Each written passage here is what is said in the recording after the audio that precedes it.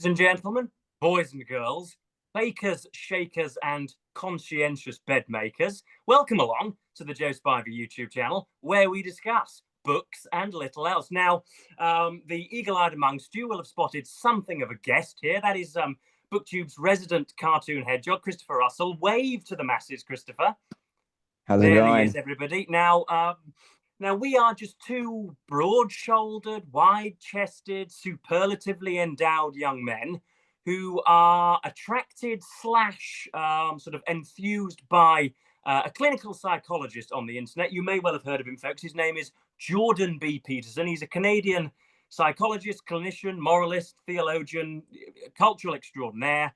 And if you haven't heard of him, then bless your cotton socks. But me and Christopher have been going back and forth on the emails, and we've decided, first of all, to address some of the rumours and indeed cover Jordan Peterson to his utmost extent. So, first of all, Christopher, can we?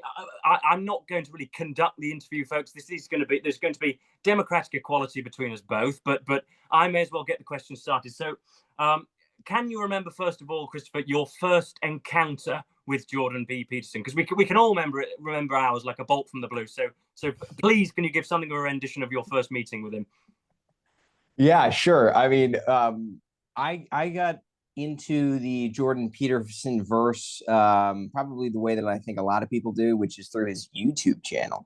He had a very, very prominent and popular YouTube channel that I believe had millions of subscribers, at least millions of views, and it was his lectures that he was giving when he was still teaching at university. And that was sort of when he started to crest a wave of advocating for free speech on his campus and the free speech. Right. I'm walking through the steps of my sort of impression of him. He was advocating for that, and then obviously that reached a sort of impasse where he had to leave the university and everything like that. But there was that time, and that time that I first started to watch him when I personally was in high school. That he was uploading those lectures. Those lectures were getting millions of views, and that's how I got sucked in. What about you? Yeah, well, mine wasn't strictly with his own content. I remember seeing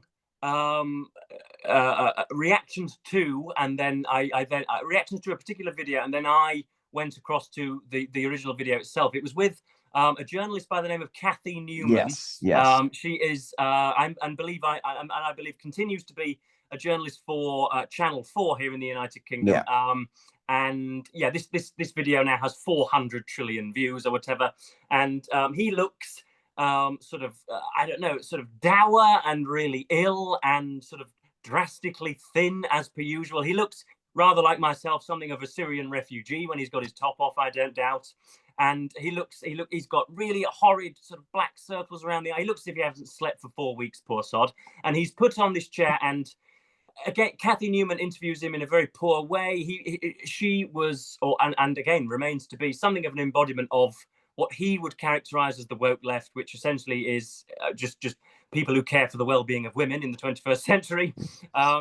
And he takes her to task on all sorts of questioning. She gives some very, very sort of mealy-mouthed and very, very unprofessional questions, and he quite easily was batting those questions aside. And I was very, very impressed, because Kathy Newman stood as something of an exemplar of very many of the teachers, very many of the sort of quasi-pseudo-communists at school and sixth form and university, whom I was railing against out of a sense of contrarianism. She stood as a sort of idiotic feminist. And Jordan, like with, not perhaps with Donald Trump in my case, but with other right-wing figures when I was 17, 18 and 19, he stood as the enemy's enemy. So in other words, he wasn't necessarily my friend, but the enemy's enemy became my friend. And so I used him as something of a hammer with which to smash English teachers and sociologists that came into the school, and anybody who cared and dared to disagree with me. So that was my main that was my first door. But but yeah, have you since been back to the original lectures? Because the oldest videos on his channel are perhaps 14 years old now, and you've got stuff on Nietzsche and existentialism and Jungian archetypes, and all just a great smorgasbord of nonsense. Have you seen those recently? You know, not recently. I try to avoid punching holes in my drywall, so I have not. I have not gone back to watching those. What I think is so funny about them is how much they were emotionally appealing to me at the time, and yet completely intellectually sterile, because none of it stuck, and none of it will ever stick. You know, it's sort of one of those things where it's like you're watching it because at the time you're enamored with the person who's talking and the subjects that are being discussed, and you're, you know, very entertained by the idea that like a discussion about Nietzsche is the only discussion that one ought to have. If you're talking about, you know, things that you genuinely enjoy and experiences that you've genuinely had fun with or whatever, you're clearly wasting your time because you're not talking about the most important things, which is Nietzsche and existentialism and Jungian archetypes and whatnot. And so the aesthetics of that to me was always very appealing, but none of it stuck, and none of it even stuck at the time. He doesn't make points that that have any legs for the most part, and so because of that, it's impossible to really look on even 15 minutes after you're done watching a lecture, but especially years later, and be able to pinpoint any specific lesson that is even possible to learn from them. Yeah. Well, that's all very, very interesting.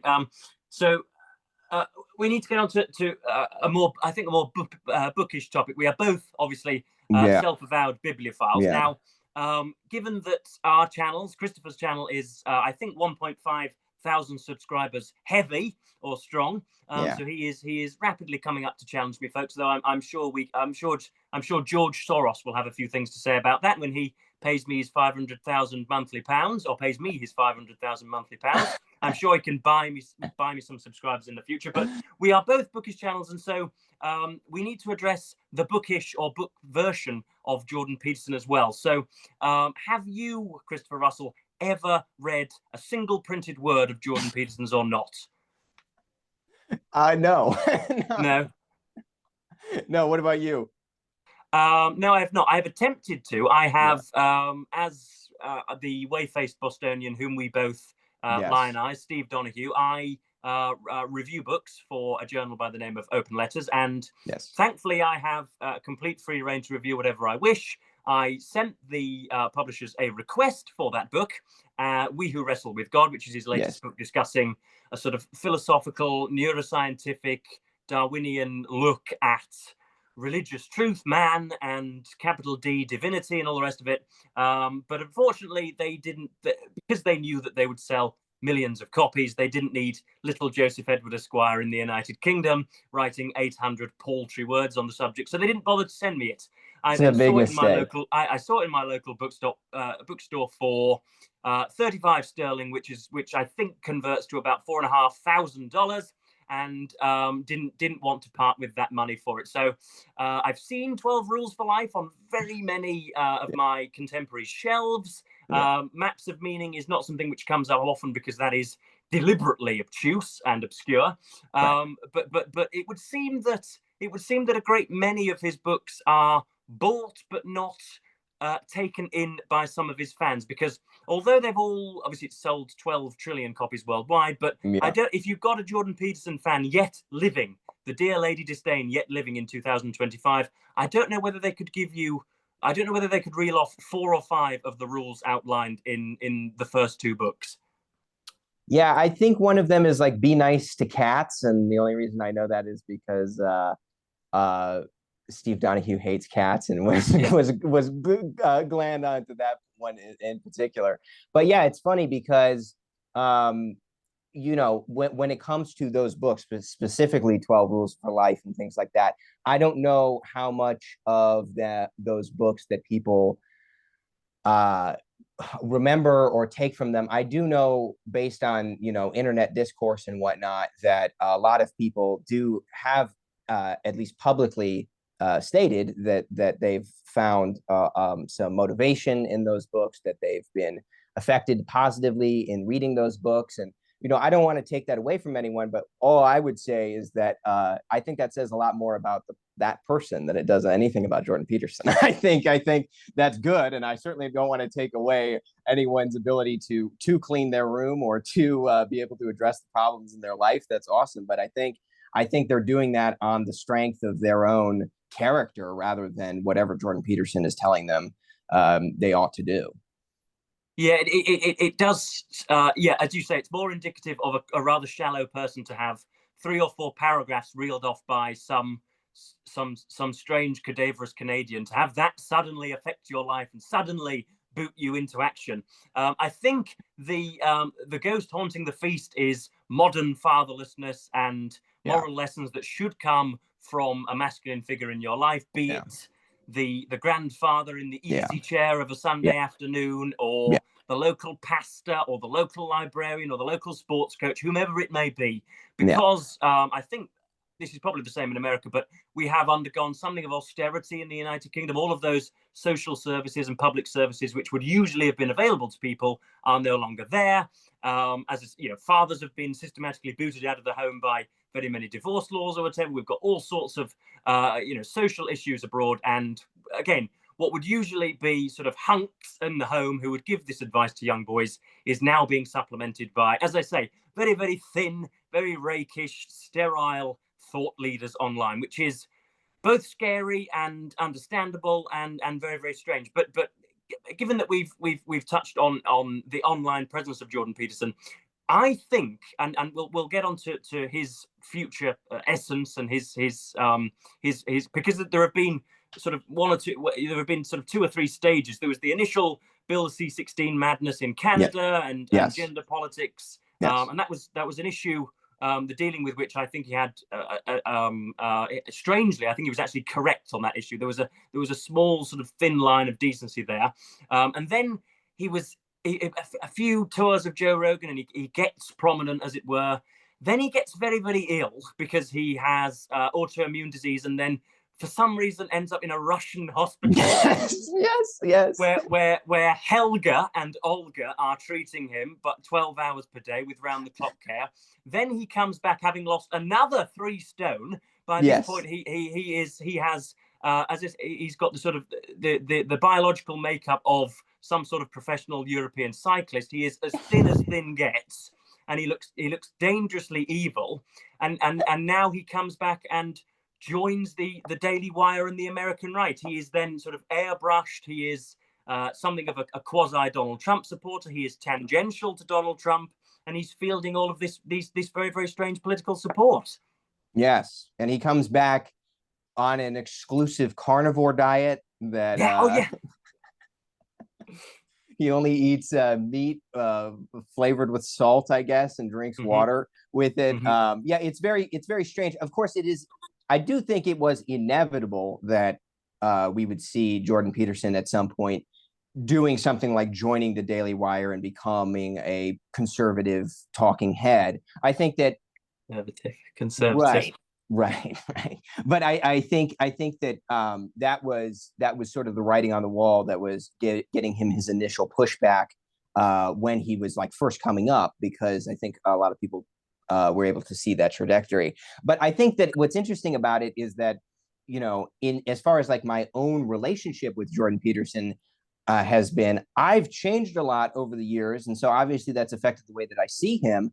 But he's changed a lot as well. I mean, you've mentioned that you know he goes to Russia for some reason after drinking a glass of after drinking a glass of apple juice. I think he ends up in a Russian hospital, and then he comes back and he's a different person, and then he's going on these sort of apocalyptic rants about getting banned on Twitter and things like that. And this is a level of sort of unhinged rhetoric that I don't think he engaged in as much, or at least as obviously in the past. So I mean, as far as my own relationships with him go, I've changed, but I think he's changed a lot as well over the span of his career. Yeah, I would certainly agree with my own, as it were. I think my own transition would be a heavy and loaded term in the 21st century. But my own, I often call it my own edification. So when I was, 17 or 18, and I was soaking in this message, and I was looking for any way to combat what I saw as this, and what remains to be a sort of monolithic leftism in the academies and the sort Sure. of the educational institutions. I was looking for somebody to combat that with, and Yes. unfortunately, thankfully, that was Jordan Peterson. But as soon as you, I don't know, as soon as you have what should we call it? Coquettish contact with women. As soon as you have, as soon as you start to, slap thighs, as soon as you start to invite them back to your boudoir, and as soon as you start to take them through the thesaurus, you suddenly wonder that women have two arms and two legs and a posterior hippocampus, just like us. And you start to respect women, you start to read female writers, and you suddenly realize that they're just as clever as you. They might not be as strong, and they might be better at baking than we are. But other than that, there aren't very many differences between the males and the females in this world. And to realize that age 19 and 20 is, probably about age 18, 19, just before and as I was attending university, is absolutely bizarre. And then as soon as you begin to reassess Peterson with that worldview, you suddenly realize that it's all bunkum, that it is essentially just an extraordinary grift, so that you pay $8 or $9 or pounds per month, so that you swallow all of the Nietzschean rubbish. But as soon as your eyes are opened to new worlds and to some sort of more ambiguous centrism, there is absolutely no need for anything that Jordan Peterson says whatsoever. And I cannot believe, looking at as you say, he has got more and more mad, so it is more and more egregious. But looking back, even at the videos that I used to love, I cannot believe how it was that I came to appreciate those videos, because we'll get onto this in a moment, because I want to know whether you think it is the medium of Jordan Peterson or the message. In other words, do you think it's his communication skills and his delivery and the undeniable ability that he has to sort of centralize the audience and to grip people, whether it's in an auditorium or in a podcast setting? Or do you think it is what he's? I think it's the way he says it rather than the content of his actual pronouncements. I totally agree. Although what I would say is that in terms of the content of what he's actually saying, I don't think he could get away with. I don't think that. I think that the message is uniquely tailored to the way that he delivers it, so that you have a demographic of people who are very much impressed, like me, with the way that he says his message. But then when you get the sort of like the impression that you get is a very agreeable one as well. And that impression is something like it's not your fault.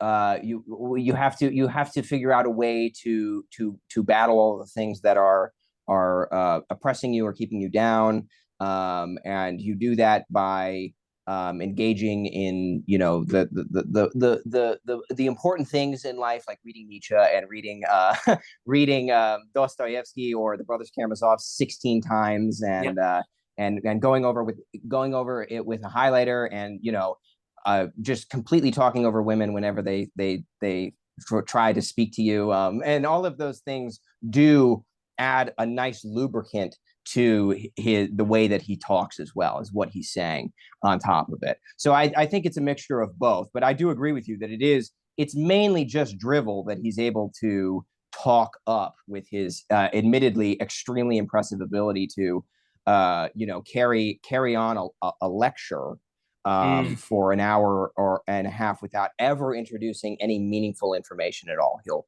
talk about two snakes coiling around each other and say that that's somehow a symbol for DNA or something like that. But things like that.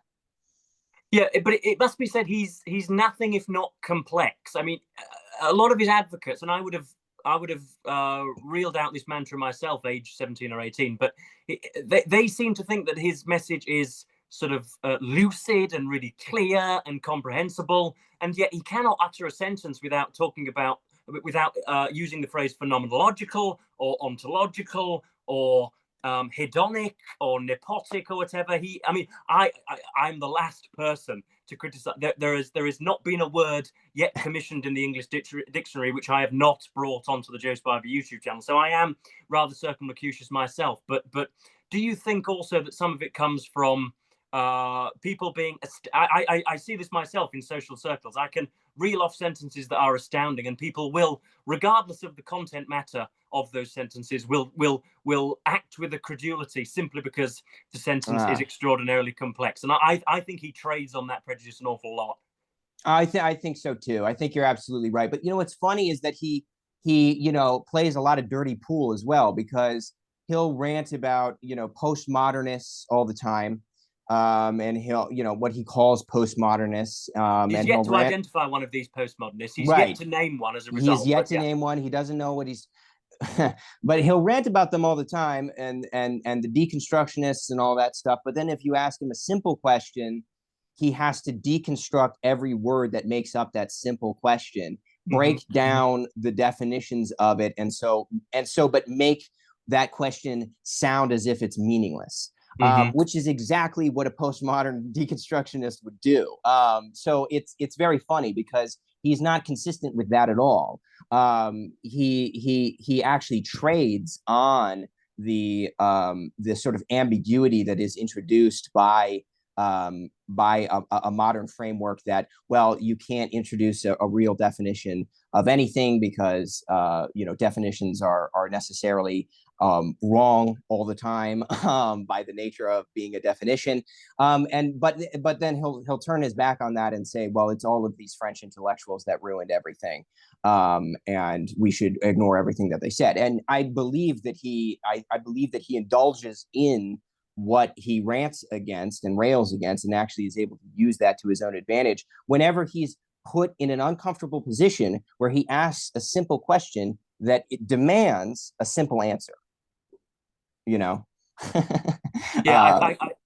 get that. I mean, I think of the videos featuring Alex O'Connor and Richard Dawkins, where Alex O'Connor sort of facilitates the agreement. He broaches many of the topics, and he oversees it all. And Richard Dawkins asks if the virgin birth, he believes in the virgin birth, or indeed in the resurrection. And Jordan can't answer. He starts talking about Jacques Derrida and Carl Jung and the sort of ineluctable modality of the visible, or whatever nonsense, whatever phrase comes most convenient to mind. But I really want to get into sort of what you think he actually stands for, and whether you think that any of his fandom has gone to his head, because I think I can see an awful lot of overreach in him. So for example, he comes to prominence as a result of Bill C-16. The algorithm latches onto him, and before long he has 10 million followers. And all of a sudden he feels the need to justify that prominence. So he thinks, well, surely it can't be as a result of statistical madness that I am now coining and pocketing tens of millions every month. It must be because I am absolutely excellent, and so I must start talking about religion. Do you think in any way, I think that the modern phrase is audience capture, do you think that he is held hostage by his followers, and as a result of being shown to be an absolutely brilliant person, he gives the performance of a brilliant person rather than being brilliant himself? In other words, do you think he's very, very insecure in everything that he does? Oh, yeah, I think Jordan Peterson is insecure. Yes, I do. And I was actually watching your channel recently. Who was it? Was it Will Self that you quoted when he said that Stephen Fry is a stupid person's idea of what a smart person sounds like, or something like that? That's correct. Yes, that's correct. I mean, I think that's a little unfair to Stephen Fry. I think he's all right, but I think it applies perfectly to Jordan Peterson, and I think that he knows that because I think that his ideas are starting to run thin. That I think he's feeling a sort of noose tightening around his neck because he's been saying the same things for years and years and years. And I think that people are starting to realize that this is nonsense and that it isn't actually generating any good outcomes. For example, I feel like I have an image in my head of, you know, we could imagine the two of us having a conversation about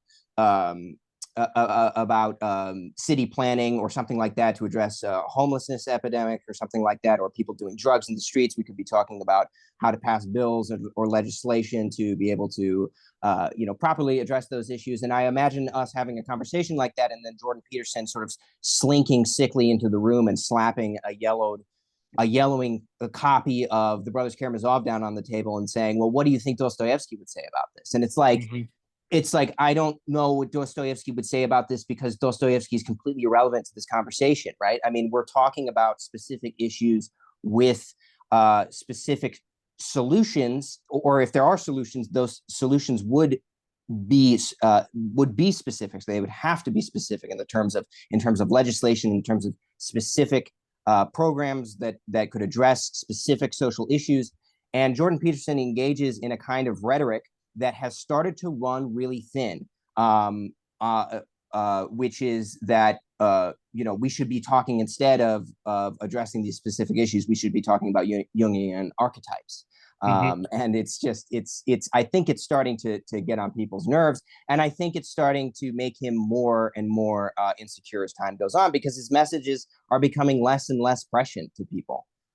And we know that the message is thinning because it is riddled with contradictions. So right. On Tuesday afternoon, he will tell you that the Bible is the finest text ever commissioned by whomever, and that you must love your neighbor as your own, and that you must live a virtuous and moral life, and you must sacrifice yourself to the better being of the person to your left and right. And then on Wednesday afternoon, he will give public support for Donald J. Trump, who is the least virtuous and the least communal person ever to walk the earth. And then on Thursday afternoon, Jordan Peterson will tell you that truth is the divine principle. And then on Friday afternoon, he will again announce support for Donald Trump. And if Donald Trump told me that 2 and 2 was 4, I would have to consult a scientific calculator just to make sure. There are so many hidden contradictions in this bloke. I cannot believe it. He tells you to be kind and to be forbearing, and yet he sides. I mean, he sided with some of the worst people on the planet. You've got Tommy Robinson. I don't know just how much you know about Tommy Robinson. His real name is Stephen Yaxley Lennon, and he is rather like Douglas Murray. Or no, not like Douglas Murray. He's in the same fight as Douglas Murray, but he is a sort of he's a chap from Croydon who has made an awful lot of money out of the English Defence League and out of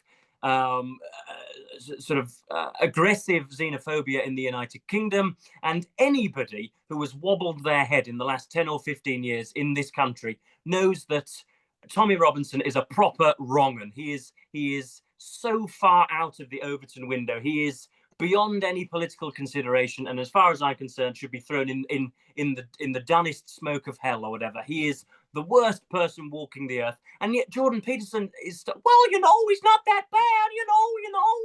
You've been silenced by your government. He has not been silenced by his government. The man has committed crimes. The man has slandered his way to court orders on dozens of occasions, and yet Jordan Peterson will tell you that Jordan Peterson will somehow get the gist wrong on him. So there's just huge contradictions in nearly everything he says, and I really don't think it stands up to any scrutiny whatsoever, other than the scrutiny of his acolytes, of course.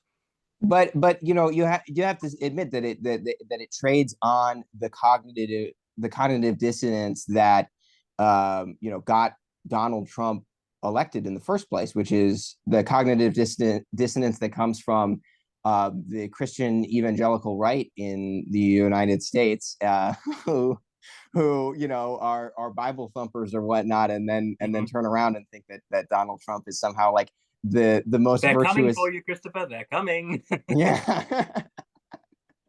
the guy who has sex with porn stars and cheats on his wife, and is somehow yeah, a model of Christian virtue. Yeah, but As that was all an invention of the liberal media, Christopher. That's what you're forgetting.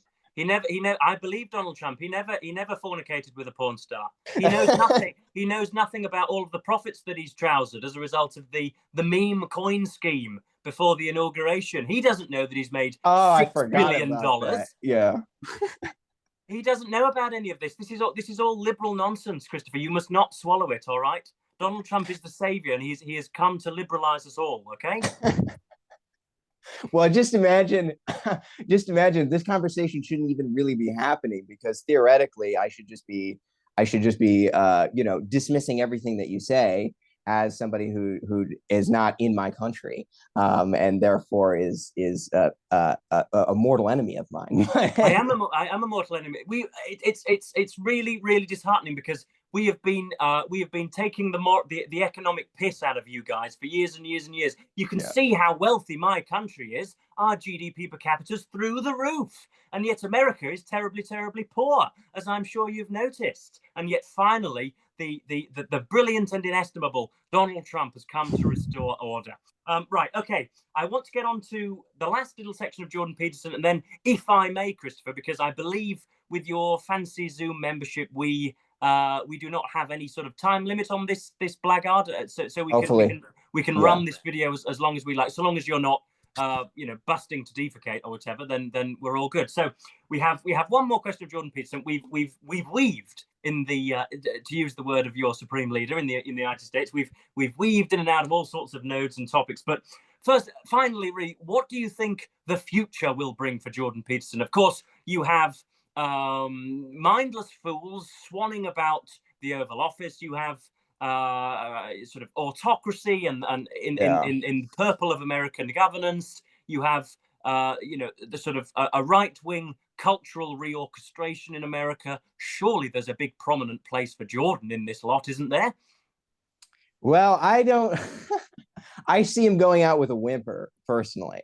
I think he started with a bang. He's going out with a whimper. I think that he's just going to slowly decline, become more and more and more irrelevant. He's going to get angrier and angrier and angrier with his own irrelevancy, more and more insecure, and then he might end up doing something genuinely career-ending. I don't know, but I think he's just going to largely slip into irrelevancy. And I think that that's going to be the most likely outcome for a career that traded in mediocrity. I think that it's going to end that way as well.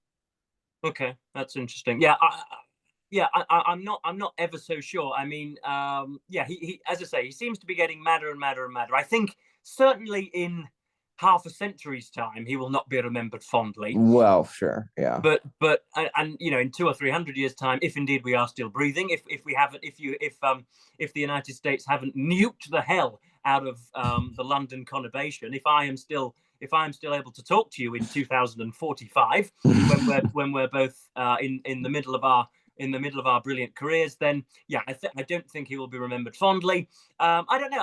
I can't help but feel that he will rise in the short term, because, as I say, you've got the primacy of the American right at the moment. He has won the culture war. He has been, he has led the platoon in the culture war, at least from an observable point of view.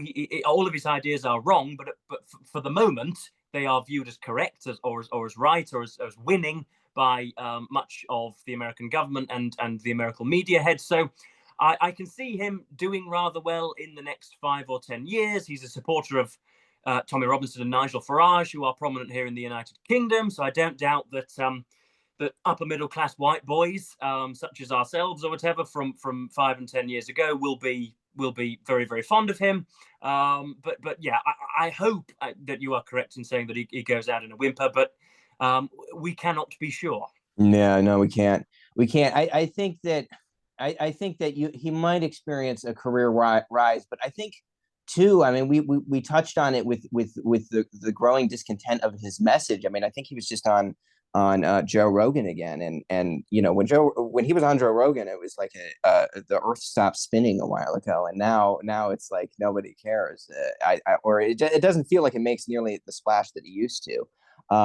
And certainly he's peaked. I think I can say that for sure because he peaked with that Kathy Newman interview. That's when he was the most liked. That's when he got the most attention. Everybody saw that. That's got like 50 million views on YouTube. That was a cultural moment that he's never actually been able to recover. He's obviously been around and relevant for years after that. But I think that represents the apex of his career, and it's been slowly trickling down, and eventually it's just going to dip below zero, and we're not going to hear of him anymore. So he does have a battalion of supporters though, because not 1 year ago, I think I did a video essentially just describing my journey with him, much as I have done today. Yeah. And I was pilloried in the comments. I was stoned to death like some sort of witch of Judea. I was thrown to the dogs. I was drowned in the river. And of course, I answered all of the comments in a rather sort of snide and glib way.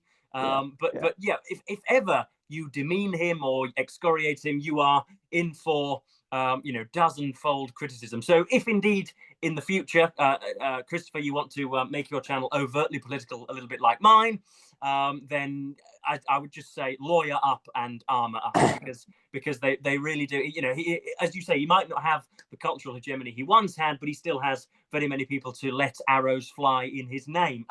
But yeah, we've done Jordan Peterson now, so I'll throw away the laptop with my questions and just do again for the last maybe 5 or 10 minutes. I will ask stuff about you. So again, if you're not aware, Christopher Russell is BookTube's resident cartoon hedgehog.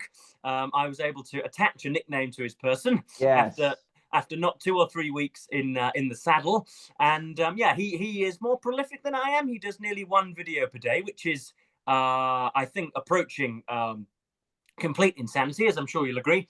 But yeah, what do you want to do with your channel, Christopher? Because obviously you've got you convey your bookish message to all sorts of fans, and you facilitate discussions, and it's all very nice. But do you one day want to be in a suit on the Bill Maher show? Do you want to have 4 trillion subscribers? Do you want to earn whopping stipends as a result of your videos? What's coming next? Because day after day I'm seeing these videos, and the numbers are rising, and your esteem and your repute rises with those numbers, and so I've got to wonder what on earth is over the hill. Well, I'm glad that I've decided to tank all of that with this conversation already. I'm bringing you down. I'm bringing you down into the ether with me. So I guess there before this goes live, my career ambitions were not actually related to BookTube at all. I have no idea what's going to come from BookTube. I just know that I really like doing it, and so I'm at a point in my life where I feel like I've done a lot of things that I didn't want to do because it felt like the safe option. And now I'm not doing that anymore, and I'm focusing on doing things that I enjoy doing. And one of those things that I enjoy doing is talking about books. And I felt like I needed an outlet that extended beyond like just sort of like, going on long rants to family members who would much rather talk about, their Christmas plans or something like that.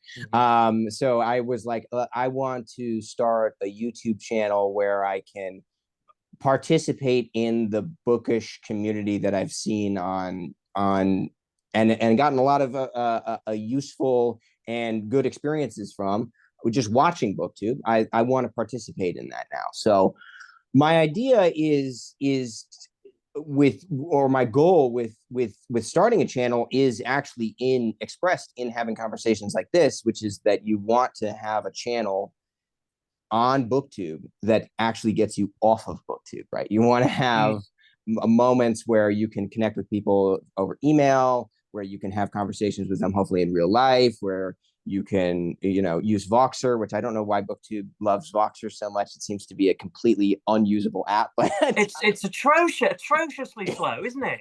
It's one of the worst apps I've ever seen, but I appreciate the conversations that I've been having on it, so we'll just stay with it. But it's things like that that actually make BookTube much more much more valuable. I personally love the comments. Up until now, my comments have been very agreeable. So again, I'm excited to see that tide shift. But for the most part, I do it because I want to interface with other bookish people.